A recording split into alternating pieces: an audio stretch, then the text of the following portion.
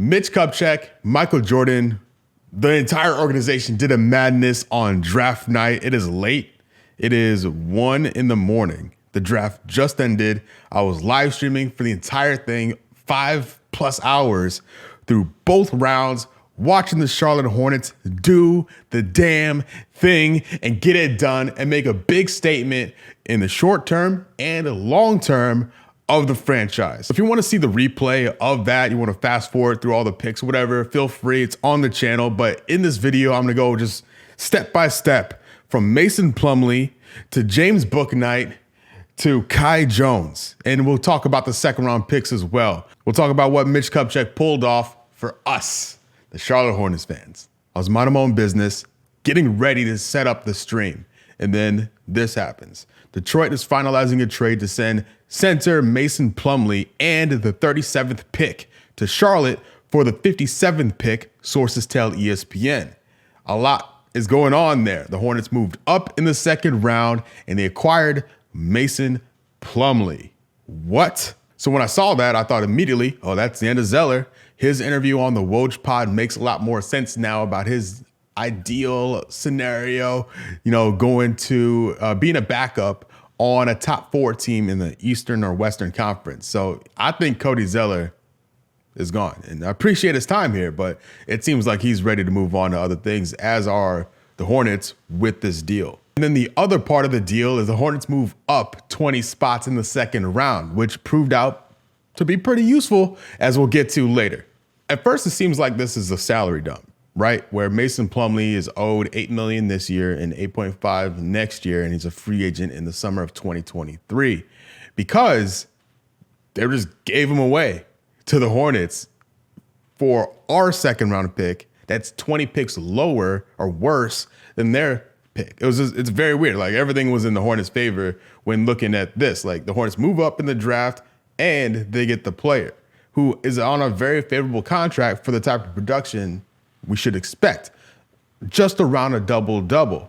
Mason's surface level numbers last year: 10.4 points per game, 9.3 rebounds, 3.6 assists, 61% from the floor, no action from distance, and then 67 from the free throw line. And that's in 56 games played, which, mind you, while I'm here, and he's been largely a sturdy and durable player for the majority of his career, for entirety of his career. So 70 games played, 82, 81, which is a combined between his time with the Blazers and Nuggets, 74, 82, 61 in the COVID year, 56 last year in the shortened year. Like, he's pretty durable, all things considered. Last season in Detroit, just under 7 shots per game, 61% from the field. He takes a lot of high percentage shots, which I'm here for. This is Cody Zeller right here. 6.8 field goals attempts per game, just like Plumlee, but a worse field goal percentage. Rebounds per game for Zeller, 6.8, 9.3 for Plumlee. So this, by every measurable that I consider important in the immediate short term, it's an improvement over what we've seen from Cody Zeller this past season at least.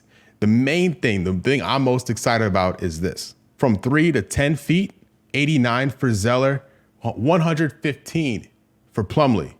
And look, 20 and 19, 9 and 4. Peep the difference. This is Zeller. This is Plumlee. He's not Jokic. Far from it. The Charlotte Hornets have acquired a center that can do more than the pick and roll and putbacks that we see from Cody Zeller offensively, which should hopefully open things up for the other players in the squad.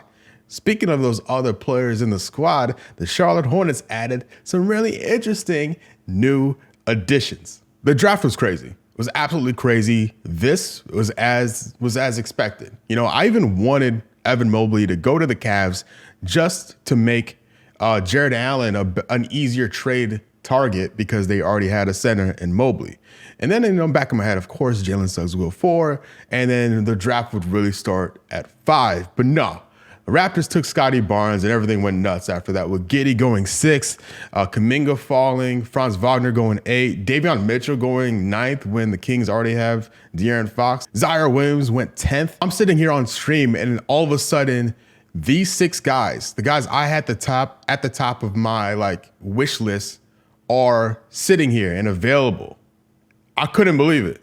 I thought for sure Bouknight would have been long gone by the time the Hornets drafted at 11. I didn't think he'd make it past Golden State, but the way everything kind of fell into place, he's a Charlotte Hornet player. What up, Charlotte fans? Super excited.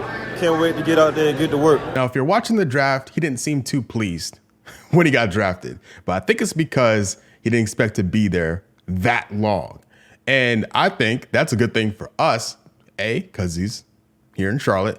B, because he's going to have a little chip on his shoulder looking to prove some people wrong. Who doesn't love that type of fire in a prospect, in a draft pick, that chip on your shoulder to prove the doubters wrong? I'm here for it. I love it. I already love it. I already love the pick, love the prospect, his potential. I'm already here for it. This on top of everything else, big dub.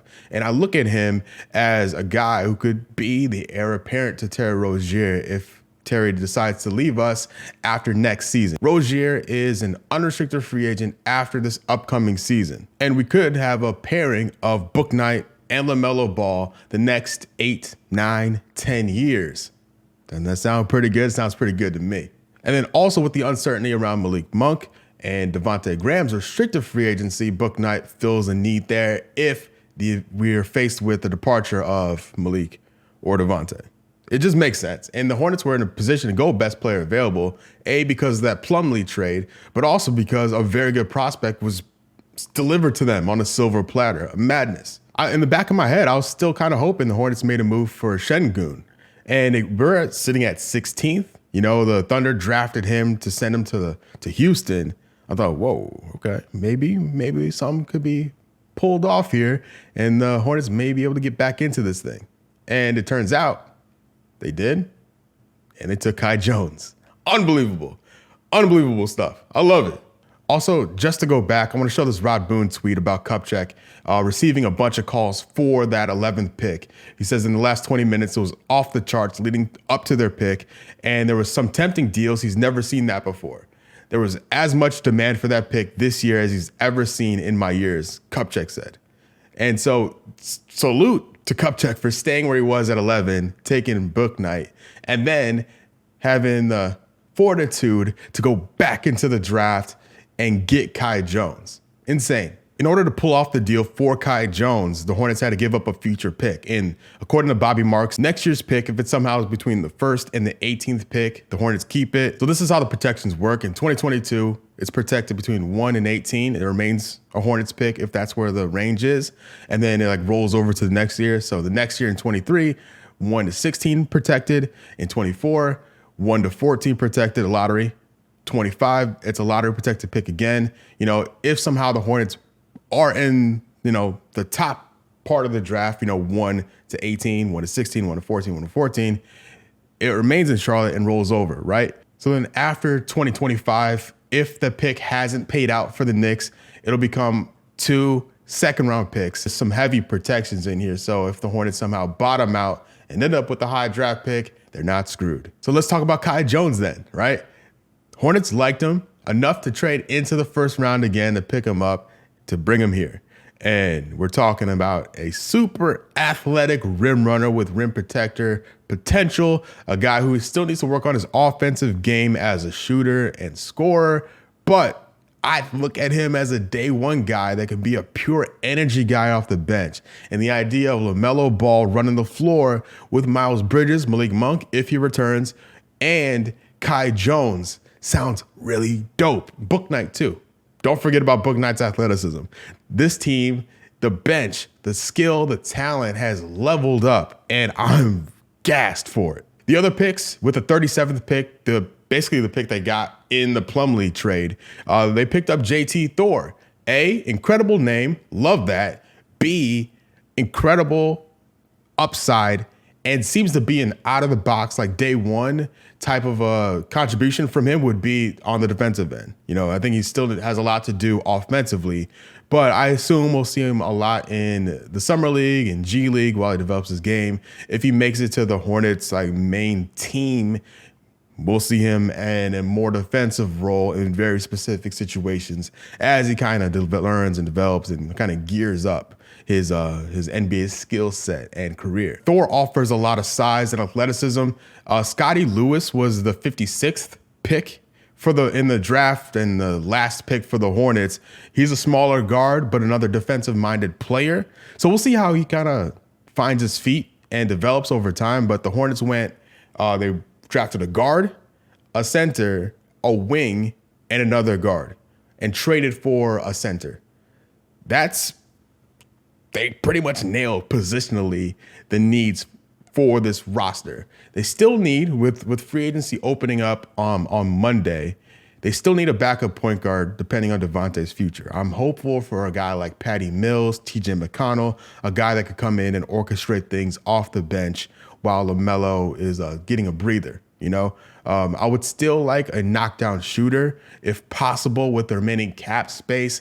I think the Hornets are out of contention for Jared Allen or Miles Turner now at this stage, seeing what they've done in that department. Overall, as far as like 4 or 5 hours of just stuff, the Hornets packed a lot in there. A lot. There's a lot to look forward to already. I can't wait for the season to start.